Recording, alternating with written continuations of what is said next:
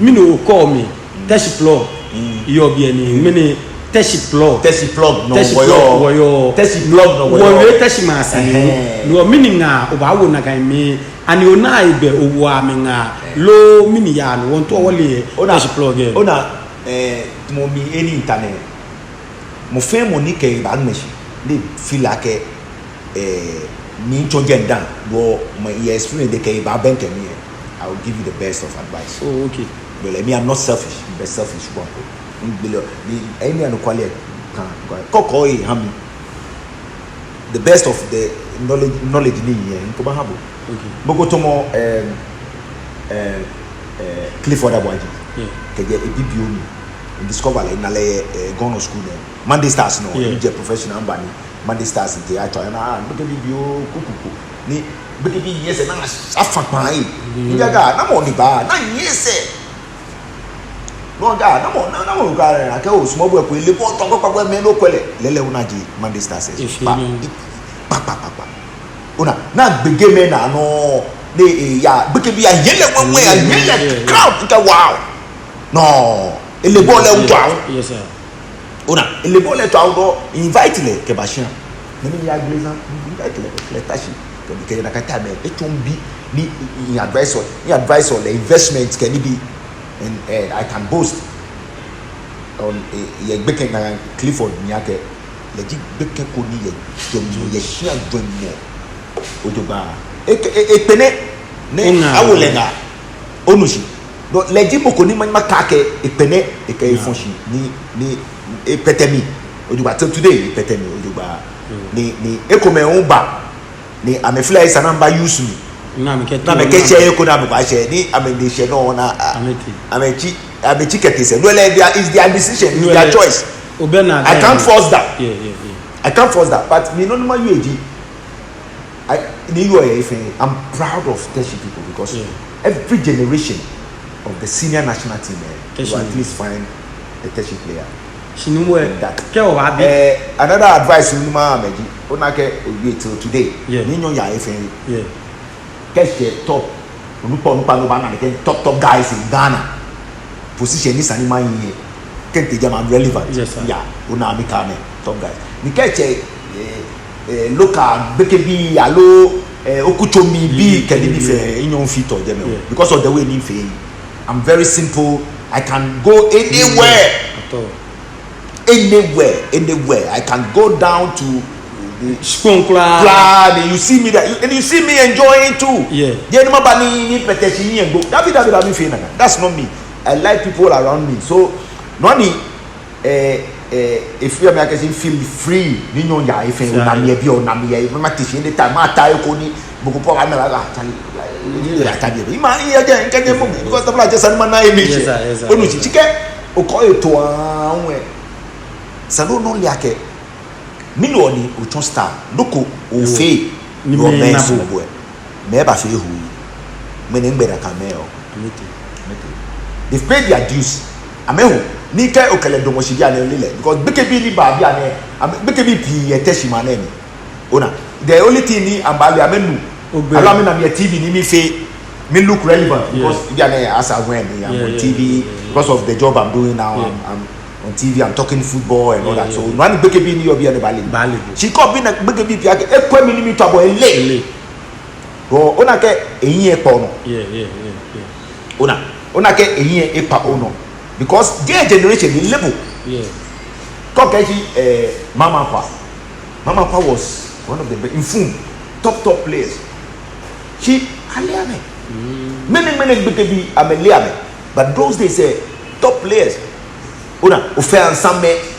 may so rest in peace agboate bumi ameji be nto mo chini gbomonto na me let's cut it short Mohamed Polo me na ni Mohamed Polo abadomo bi e boko lele ina ba lele peji ekuchomi ni e fa ke meni lele meni lalo many football people na mele e pay dues e gbena but lojun sa ni yo itomi ake famous no fe no yin e jono no fi ohewo do mess mo boy ibaho new generation baba you should be happy for them yes sir tesi many players when they no na to Black Stars, I'm always happy for them. They will tell you that Amate John Boy me feel because me you are quality. No ni me suggestion. Ni Amate bon toi rather than Amate bon toi. Amate toi.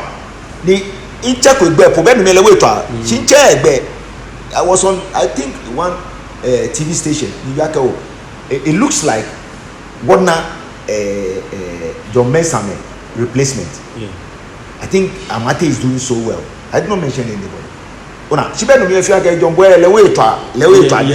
No ni me praise me ya moena. No me ya moena ni. Ame boy le mo ese but bokuba ko yin le ba ni. Ona, Jeme I was disappointed a little bit. Ona, I was disappointed a little bit because minimana be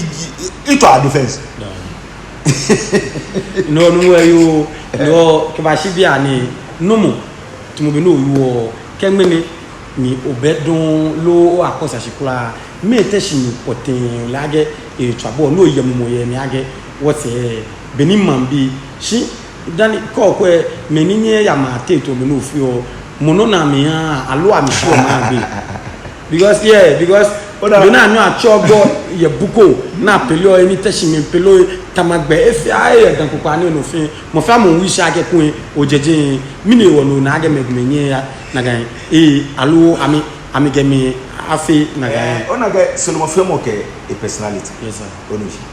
mani maka ke nkwa to mi ke brother olele ke your big dash is what do you call it, introvert. Yeah. And I'm extrovert. Olele smoni ona lewe beshi chinye small be me ye mate mi style le unle style it depends no be je le kule me am no alu sham le kula mi su no bi ani keji o ba kosa shikula no mo o ba no point ye teshi o blayan mi me ni ba ako alo me ni session ni me wa o ba no mo gbo wa ni charge o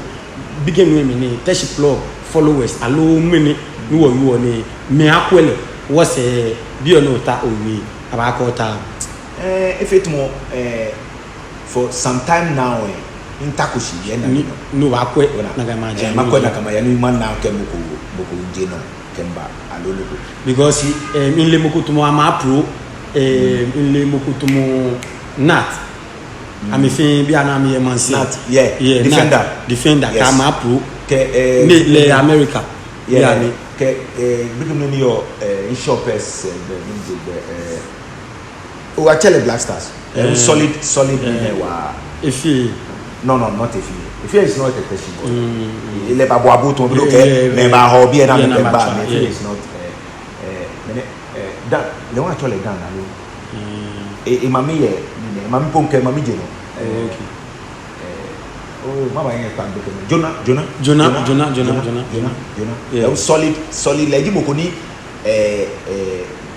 he can do something. Yes sir. You mean na potential ko yẹ. Yeah. Okay. Bona because of a humbleness, Yes, Shiba ni Liake is a very humble beginning. Yeah. You can function. Yeah, you know, wale, follow wale. He's playing regular in Europe, active in Europe. Ngona uni na le national team. Akebeni me ko men shini e. Tachi bi no yemi. No. Insene wa kwele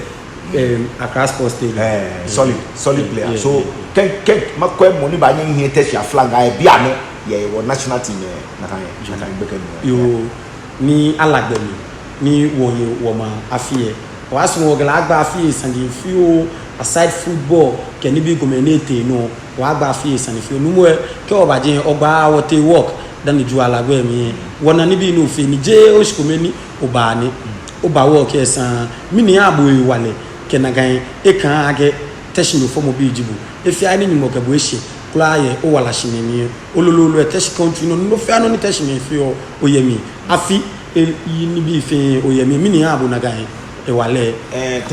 to be no we ke chon ye ake bi eri gbomoda ye ni kini nda ko bi o mi fe o fe wole be ni tesh me ke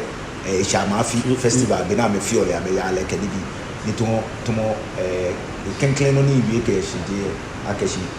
even though no no cash eko sa no kaya ke o kemeni jeji keje dad before ko e ba pa me ya le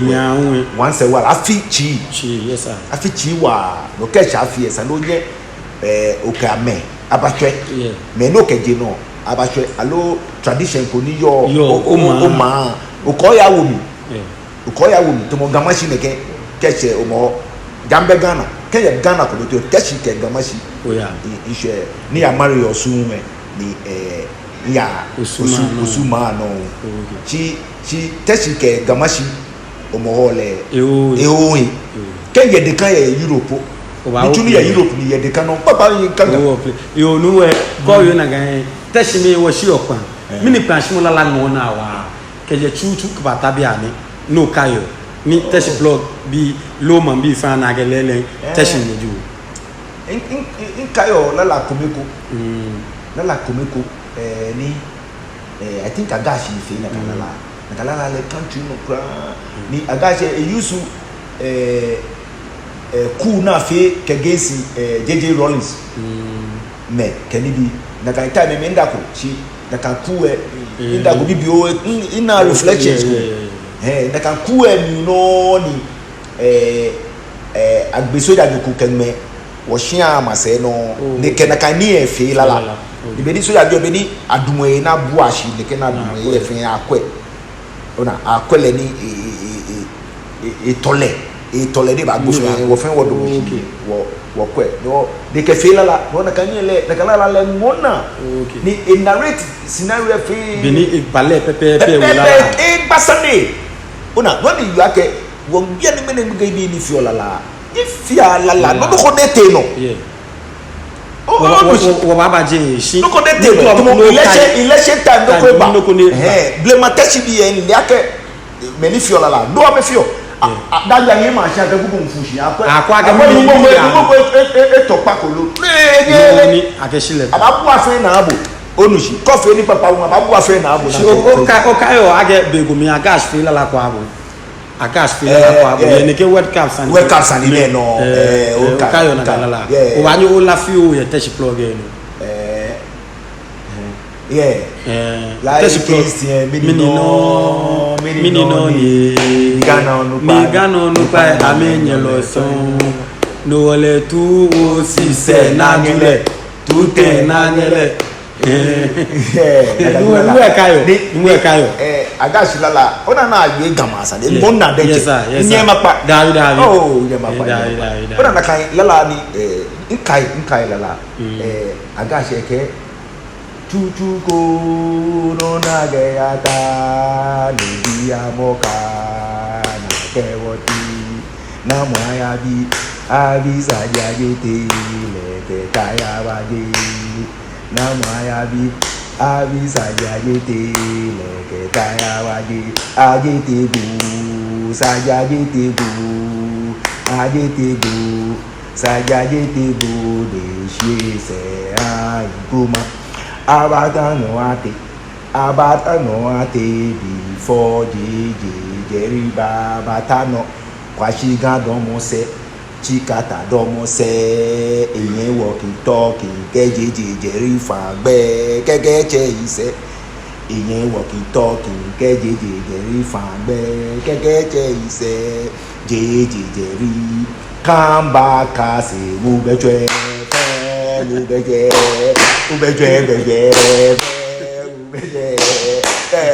no kai keje